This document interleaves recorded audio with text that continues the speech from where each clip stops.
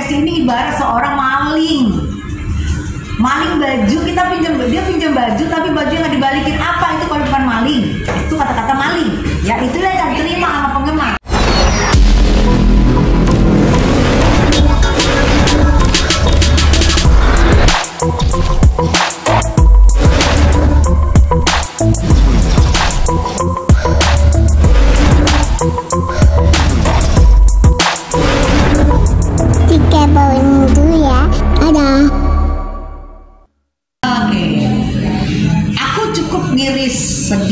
Miris karena terjadi lagi antara pencipta dan penyanyi gitu loh. Istilah bahasanya aku kenapa harus gontok-gontokan sih pencipta dan penyanyi. Dari zaman aku nyanyi dari zaman dulu sampai aku sekarang, aku belum pernah kami gontok-gontokan sama pencipta. Kami sama pencipta tuh benar-benar harmonis.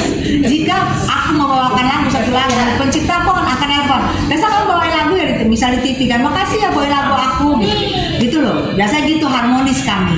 Atau misalnya kalau aku nyanyi di mana, dia tahu, "Makasih lo, kamu bagus lo bawain aku," gitu. Karena pencipta lagu itu akan senang jika lagunya dibawain, semakin drama yang bawain semakin dia senang karena dia merasa, "Oh itu ciptaan gue loh." Oh itu karena pencipta lagu itu tidak biasanya tuh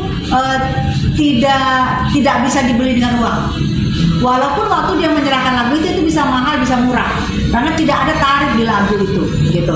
Jadi begitu kita bawain di mana-mana, biasanya dulu pencipta lagu senang. Jadi aku cukup prihatin saat ini.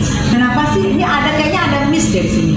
Ada miss yang dimana aku rasa punten ya Bang Yede, dimana aku rasa Bang Yede mengira Lesti itu mengcover lagunya tanpa izin dan dipublish di YouTube. Nah, secara aku sudah mencari yang mana sih Lesti mengcover. Kalau mengcover berarti masuk ke studio rekaman, memperbarui lagu itu lagi dengan suara kita, habis itu diedarin dengan cara komersil, habis itu dibikin studio klipnya. Itu mengcover dan itu mendapat keuntungan dengan YouTube, dengan YouTube. Nah, aku mencari tidak ada aku temuin Lesti mengcover lagu tersebut. Kalau sekarang masih berlaku ya bahwa mengcover itu adalah merekam kembali di studio, kita mengedar, kita mendapat keuntungan dan kita tidak memberi kepada pencipta, itu masih terlalu. Tapi yang aku temuin bahwa Lesti bernyanyi di salah satu panggung dan ada yang merekam dan ada yang mengedarin, ada yang mempublish dan itu bukan Lesti. Mungkin ada yang makin nama Lesti, tapi kan aku logikanya nggak mungkin seorang Lesti YouTube-nya cuma 3.000, 2.000, 4.000 kan nggak mungkin. Memang suaranya jernih, seperti dalam studio. Aku rasa suara Lesti itu memang mau di panggung, mau dimanapun itu udah suaranya udah kayak studio. Nggak perlu diedit lagi, nggak perlu dimising-mising lagi. Suaranya memang bulat, memang bagus. Mungkin aku rasa kesalahan di sini, miskomunikasi di sini. Makanya pihak Lesti tenang kan? Kita pihak Lesti, kita ikutin aja. Karena dia merasa nggak ada gue gitu loh. Berarti ini adalah miskomunikasi. Nah yang panas kemarin adalah dari Bang Yede sendiri, dari Om Yede sendiri tidak pernah menghina-hina Lesti, tidak pernah mengatakan Lesti itu seperti seorang maling baju. Tapi kan ada seseorang ini yang bikin panas ini, ada seseorang yang tidak ada berkompeten di situ. Dia menghina Lesti, yang aku bilang waktu itu adalah Mbak baju hijau, sehingga kolor hijau viral di mana-mana. Aku emang hebat Mbak baju hijau. Kalau gue sama sekali kan suka ngomongnya ceplos-ceplos aja, sehingga viral lah sebutan aku itu. Nah Mbak baju hijau inilah yang mengatakan Lesti ini ibarat seorang maling baju. Dia pinjam baju tapi bajunya nggak dibalikin. Apa itu kalau bukan maling? Itu kata-kata maling. Ya itulah yang diterima sama penggemar. Seorang Lesti maling. Habis itu Mbak baju hijau mengatakan berkat lagu ini dia juara. Kalau lagu ini dia nggak juara, itu garis besarnya. Situlah yang nggak terima sama fans.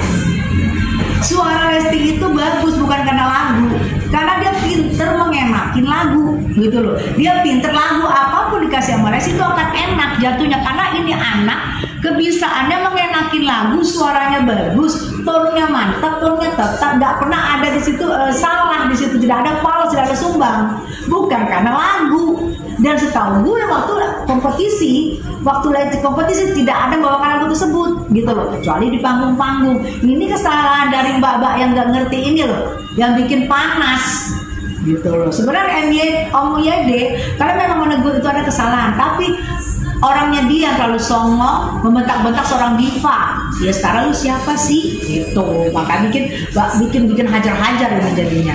Bunda, tapi kalau Bunda pribadi sendiri kalau punya lagu dinyanyikan orang lain dan sampai meledak juga, Bunda sendiri fan-fan atau tetap tunduk?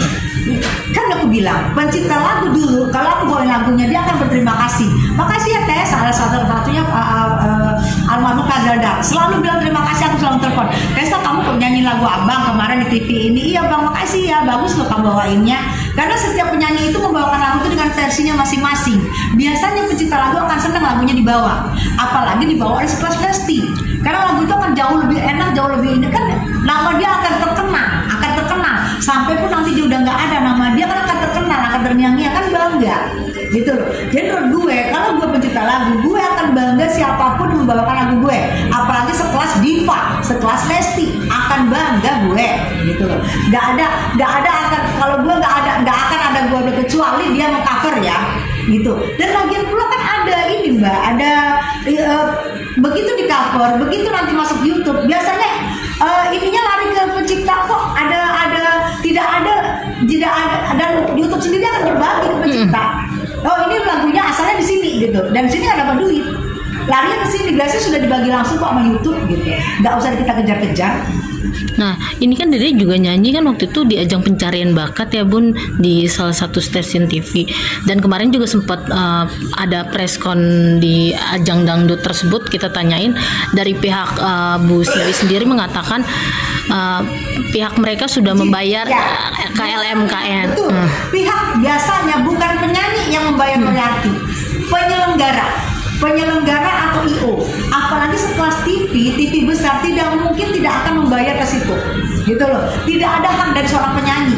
Hak seorang penyanyi adalah menghibur. Yang membayar adalah penyelenggara.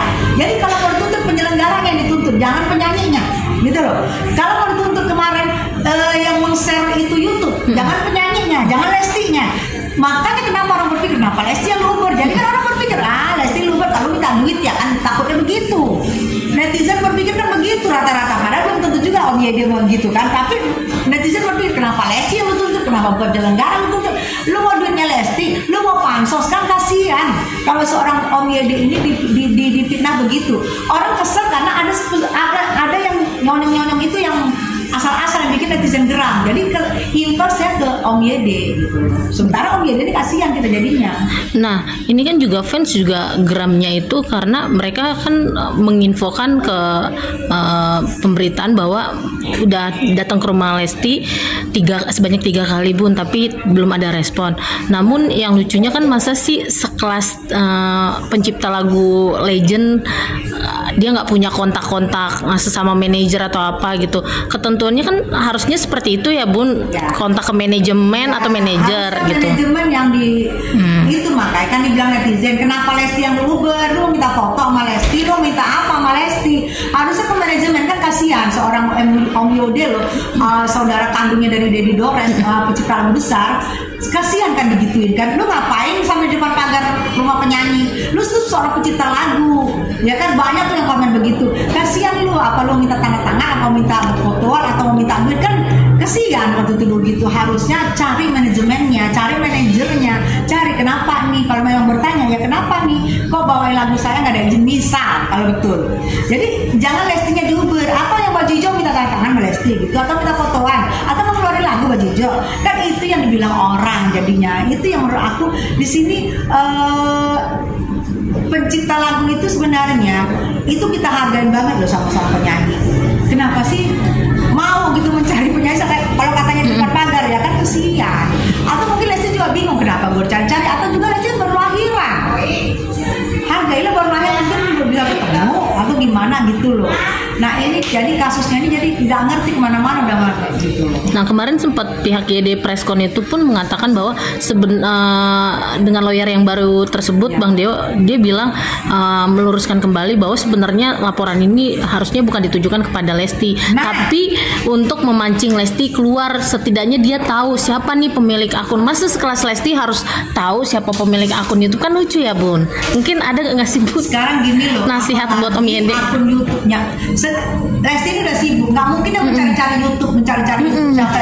Apalagi aku lihat YouTube-nya itu cuma nggak sampai 10.000 pun followernya, masa harus cari Lesti. Mungkin Lesti mikir ya udahlah terserah lu dah. Karena kalau lagu itu ditayangin pun akan berbagi kok YouTube itu gitu, nggak mungkin enggak gitu. Atau di take down malah kan gitu. Tapi nggak mungkin sekelas Lesti mencari orang yang followernya cuma 1.000-2.000. Pekerjaannya juga banyak kali gitulah. Tapi kalau benar dibilang sudah ada pernyataan bahwa salah, bahwa bukan Lesti, itu benar.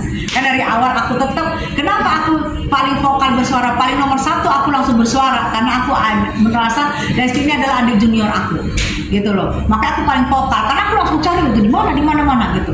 Jadi menurut aku ini ada kesalahpahaman. Bagus sih kalau Abang Deo ngomong begitu, benar, keren, bagus. Dan mungkin juga ya Bang Deo, aku juga meluruskan, nggak mungkin seorang Lesti mencari siapa sih memposting, siapa sih ini gitu loh. Ya dia merasa ya penting bukan tim manajemen gue, penting bukan gue, siapa yang posting, nggak sempat juga kalian memikirkan begitu gitu loh.